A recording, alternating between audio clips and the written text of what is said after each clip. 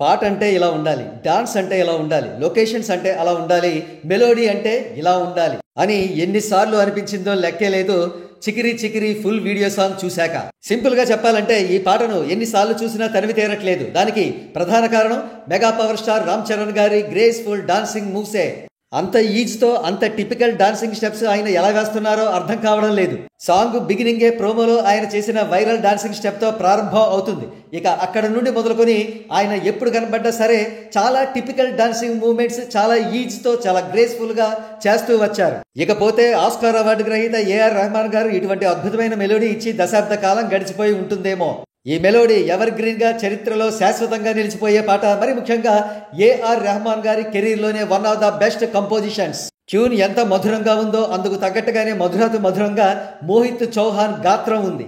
ఇంకో ప్రక్క నడుం వంపు సొంపులు చూపిస్తూ పిచ్చి పిచ్చిగా నచ్చేసింది జాన్వీ కపూర్ జనాలందరికీ. ఇక జానీ మాస్టర్ కొరియోగ్రఫీని ఒక డ్యూటీ చేస్తున్నట్లుగా ఏం చెయ్యలేదు.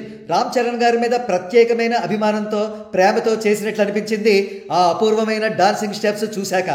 ఇంకా అల్లంత దూరంలోనే అందమైన కొండల్ని, ఆ కొండల్లోంచి కారే జలపాతాల్ని చాలా అందంగా హృదయంగా చూపించిన రత్నవేలు కొరియోగ్రఫీ గురించి, ఎడిటింగ్ నవీన్ నూలి గురించి, ఇంకా ప్రతి డిపార్ట్మెంట్ గురించి కూడా ఎంత చెప్పినా తక్కువే.